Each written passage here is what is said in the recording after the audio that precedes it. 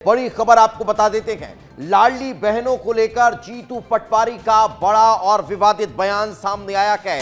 BJP ने लाडली बहनों के नाम पर वोट हासिल किए, लेकिन सबसे ज्यादा एमपी की बहनें ही नशा करती हैं, ये जीतू पटवारी कह रहे हैं। ड्रग्स के मामले में मध्य प्रदेश ने पंजाब को भी पीछे छोड़ दिया है, ये जीतू पटवारी ने कहा है। तो कांग्रेस प्रदेशाध्यक्ष जीतू पटवारी के इस बयान के बाद अब सियासी घमासान मध्य प्रदेश में देखने को मिल रहा है। बीजेपी ने लाडली बहनों के नाम पर वोट हासिल किया, ये जीतू पटवारी कह रहे हैं। साथ ही साथ उन्होंने कहा कि मध्य प्रदेश की बहनें जो हैं वो नशा करती हैं। सबसे ज्यादा देश में अगर नशा कहीं कोई करता है तो मध्य प्रदेश की महिलाएं करती है, ये जीतू पटवारी कहते हुए नजर आए हैं। हमारी बहनें नशा करने लगी, बेटियां नशा करने लगी, लाडली बहनाओं के नाम पर वोट ले लिया और बहनें सबसे ज्यादा नशा करती है देश में मध्य प्रदेश, और ऐसा प्रदेश बना दिया हमारे इस भारतीय जनता पार्टी ने। इस पर आपको विचार करना चाहिए। वहीं जीतू पटवारी के इस बयान पर सियासत तेज हो चुकी है। पटवारी के बयान पर विधायक रामेश्वर शर्मा ने पलटवार किया है। सोनिया गांधी से जीतू पटवारी को समझाने की मांग की गई है। कहा, हरतालिका तीज के दिन महिलाओं का अपमान कांग्रेस कर रही है। प्रदेश की 5 करोड़ महिलाओं का अपमान कांग्रेस कर रही है, ये रामेश्वर शर्मा ने कहा है। पहले भी आप महिलाओं का अपमान कर चुके, उनके बारे में भद्दी टिप्पणी आपने पहले भी की है, जिसके लिए आपने माफी मांगी। भारत की बेटियां, भारत की माताएं, बहनें हरतालिका तीज मना रही हैं। ऐसे समय पर मध्य प्रदेश की 9 करोड़ आबादी में से 4 करोड़ बहन बेटियां हैं। इन बहन बेटियों को सार्वजनिक तौर पर अपमानित करने का काम श्रीमान जीतू पटवारी जी आपने किया है। पटवारी जी, आपको माफी मांगनी पड़ेगी। श्रीमती सोनिया गांधी से हम उम्मीद करते हैं प्रदेश अध्यक्ष जीतू पटवारी जी को थोड़ा सा ज्ञान दीजिए और मध्य प्रदेश और देश की महिलाओं से माफी मंगवाइए। वहीं बीजेपी के प्रवक्ता नेहा बग्गा ने भी जीतू पटवारी के इस बयान के बाद पलटवार किया है और जमकर निशाना साधती हुई नेहा बग्गा नजर आई है। नेहा बग्गा ने कहा कि बयान महिलाओं के सम्मान की हत्या करता है। महिला नहीं, कांग्रेस की मानसिकता नशे में डूबी हुई है। महिलाओं को बदनाम करने के लिए झूठे आंकड़ों का सहारा लिया जा रहा है। जब किसी नेता की सोच खोखली हो तो वह महिलाओं को बदनाम करने के लिए झूठे आंकड़ों का सहारा लेता है। नेता की सोच खोखली होती है तो उसे झूठे आंकड़ों का सामना करना पड़ता है, और जीतू पटवारी जी भी उसी कश्ती में सवार है। ये केवल आंकड़ों की हत्या नहीं, बल्कि इससे इन्होंने महिलाओं के सम्मान की हत्या की है। जीतू पटवारी जी, महिलाएं नशे में नहीं है, बल्कि आपकी मानसिकता नशे में। किसी नेता की सोच खोखली होती है तो उसे झूठे तो सुना आपने नेहा बग्गा को, आप सुन रहे थे। चूंकि जीतू पटवारी के द्वारा दिए गए इस बयान के बाद अब नाराजगी पूरे प्रदेश में महिलाओं की देखने को मिल रही है और भारतीय जनता पार्टी अब इस मसले को लेकर कांग्रेस पर सवाल खड़े कर रही है। साथ ही साथ सोनिया गांधी से अब जीतू पटवारी को समझाने की मांग की जा रही है। क्योंकि महिलाओं को लेकर की गई ये टिप्पणी अब नाराजगी प्रदेश में देखने को मिल रही है और साथ ही साथ सियासत भी अब इस पर बढ़ चढ़कर होती हुई दिखाई दे रही है। हाल ही में लाडली बहनों को लेकर कांग्रेस के ही राजगढ़ के नेता के द्वारा एक बयान दिया गया था, जिसमें कहा गया था कि अब बोरे में भर दो महिलाओं को, लाडली बहनों को। तो उस बयान के बाद भी, कांग्रेस के इस बयान के बाद भारतीय जनता पार्टी की महिला मोर्चा सड़कों पर उतर आई थी। नाराजगी बहुत ज्यादा देखने को मिली थी और इस वक्त हमारी सहयोगी रंजना दुबे हमारे साथ भोपाल से जुड़ चुकी है, उन्हीं से बातचीत करते हैं। रंजना, अब नाराजगी जो है वो प्रदेश भर में देखने को मिल रही है। आप इस वक्त कहां और क्या कोई महिलाएं हैं जो इसको लेकर खुलकर कुछ कहती हुई नजर आ रही है?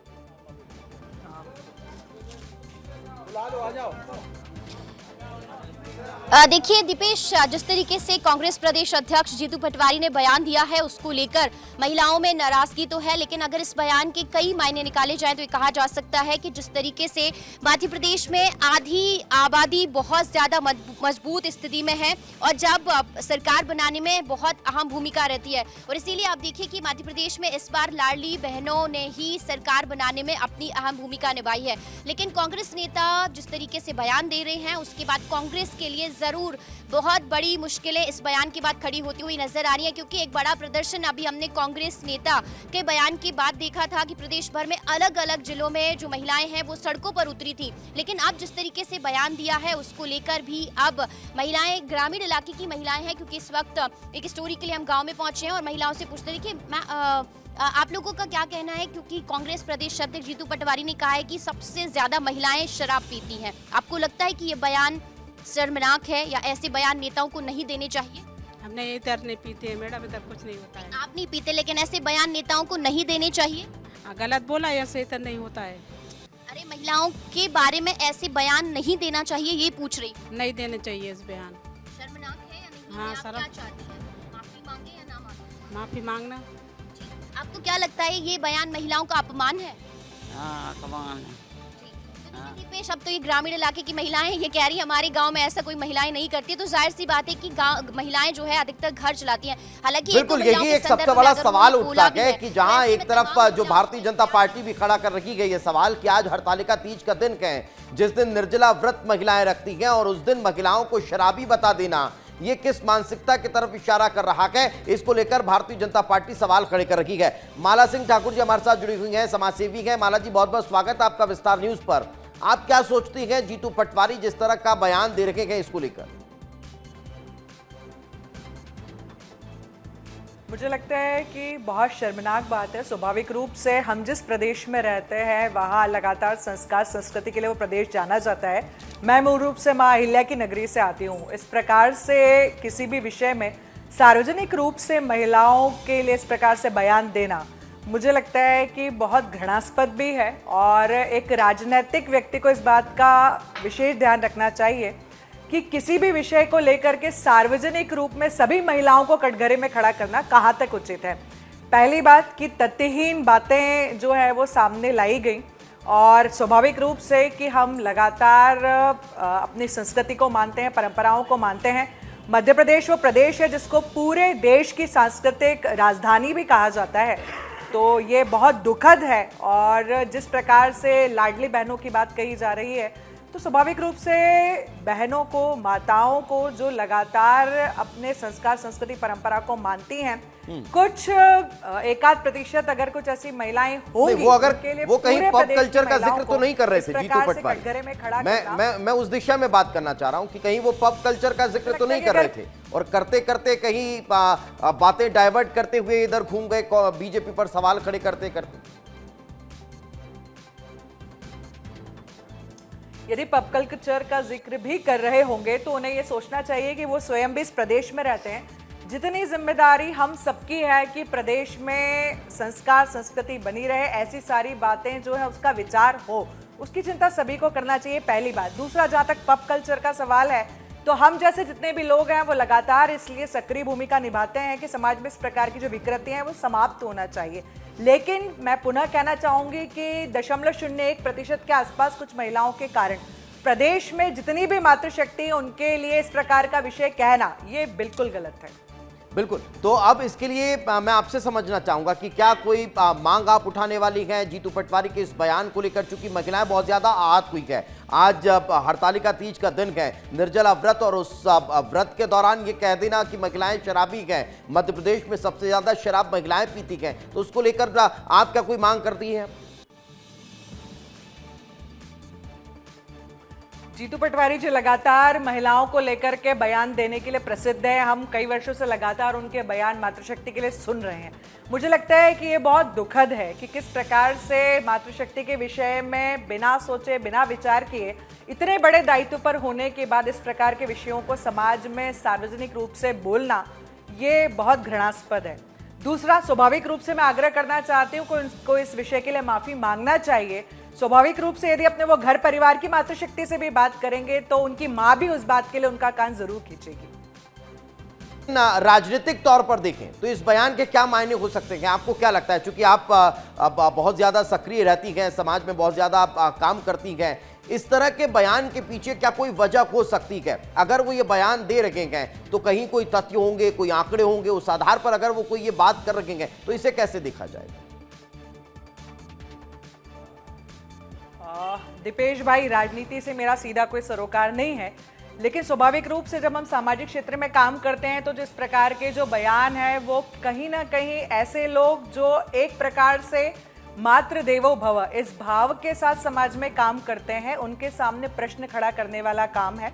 दूसरा, किसी भी व्यक्ति को, किसी भी सरकार को जो कहीं पर किसी प्रदेश में काम कर रही है, देश में काम कर रही है और किसी वर्ग विशेष की चिंता कर रही है, यदि महिलाओं की चिंता करके अगर कुछ बातों को ध्यान में रखा गया है, महिला सम्मान के लिए अगर कोई काम किया गया है, तो मुझे लगता है कि उस पर टारगेट करके उसको ऊपर प्रश्न चिन्ह खड़ा करके उन्होंने सरकार पर प्रश्न चिन्ह खड़ा करने के बजाय सीधा सीधा जो प्रश्न है वो महिलाओं पर खड़ा किया है, जो बहुत दुखद है। बिल्कुल। अब अगर हम प्रदेश का जिक्र करें, देश का जिक्र करें, तो उन्होंने सीधे आधी आबादी को टारगेट कर लिया और सभी को अब एक चश्मे से देखते हुए नजर आए हैं। लेकिन इससे इतर, चूंकि अब आप समाज सेवी हैं और इस लिहाज से आपकी और हमारी रिस्पॉन्सिबिलिटी हो जाती है कि अगर कहीं कुछ इस तरह के मामले सामने आ रखे हैं, प्रदेश में अगर युवा डाइवर्ट हो रखे हैं, तो उनको सही दिशा पर लाने के लिए, उनको सही ट्रैक पर लाने के लिए भी क्या काम करने की आवश्यकता है? बिल्कुल दीपेश जी, हम लोग लगातार इस निमित्त काम करते हैं। अहिल्या आत्मरक्षा शिविर के माध्यम से बेटियों के बीच में जाते हैं, वो कैसे अपनी सुरक्षा अपने हाथ कर सकते हैं इसके लिए हम काम करते हैं। बेटियां स्वावलंबी कैसे होती हैं इसके लिए काम करते हैं। आज की जो पीढ़ी नशे की गिरफ्त में है उसके लिए हम काम करते हैं कि वो सामाजिक सरोकार से कैसे जुड़ सकते हैं, इसके लिए हम लोग लगातार काम करते हैं। केवल इंदौर ही नहीं, मध्य प्रदेश ही नहीं, देश की कई संस्थाएं हैं सामाजिक क्षेत्र में जो काम कर रही है, जो चाहती हैं कि भारत जो आज विश्व का सबसे युवा देश है, किस प्रकार से उसकी जो युवा पीढ़ी है वो सार्थकता के साथ, पुरुषार्थता के साथ देश के काम में है। इसके लिए हम सब मिलकर काम करते हैं। लेकिन इसके पीछे आप सबसे बड़ी वजह क्या मानती हैं? क्या कारण हो सकते हैं? पाश्चात्य का एक सबसे बड़ा आकर्षण है या इसके पीछे कोई और भी बड़ी वजह हो सकती है? दो कारण मुझे सबसे बड़े दिखाई देते हैं। पहला कि हम घर परिवार से संस्कारों की बात करते हैं तो बहुत सारे विषय जो है वो सरकार के नहीं होते हैं, परिवार के विषय हैं। तो कुछ बातों को हमको परिवार के आधार पर, संस्कार के आधार पर देखने की आवश्यकता है। दूसरा, लगातार जो पश्चिमीकरण हमारे यहाँ पर पैर पसार रहा है, स्वाभाविक रूप से वो भी इसका एक बड़ा कारण है। एक बहुत बड़ा अंतर्राष्ट्रीय षड्यंत्र इसके पीछे दिखाई देता है कि किस रूप से जो विश्व का सबसे युवा देश के रूप में उभर रहा है, कैसे उसकी क्षमताओं को कम किया जाए, कैसे वहां के युवाओं को दिग्भ्रमित किया जाए, कैसे पूरे विश्व में हमारे देश की जो छवि है उसको खराब करने का काम है अंतर्राष्ट्रीय स्तर पर हो रहा है। उसके पीछे एक बहुत बड़ा षड्यंत्र काम कर रहा है। बिल्कुल बिल्कुल, बहुत बहुत शुक्रिया मैम हमारे साथ चर्चा में जुड़ने के लिए। माला जी, आपका बहुत बहुत धन्यवाद विस्तार न्यूज से बातचीत करने के लिए। तो कहीं ना कहीं एक बड़ा बयान सामने आएगा और उस बड़े बयान के बाद अब चर्चा पूरे प्रदेश में गहराती हुई नजर आ रही है।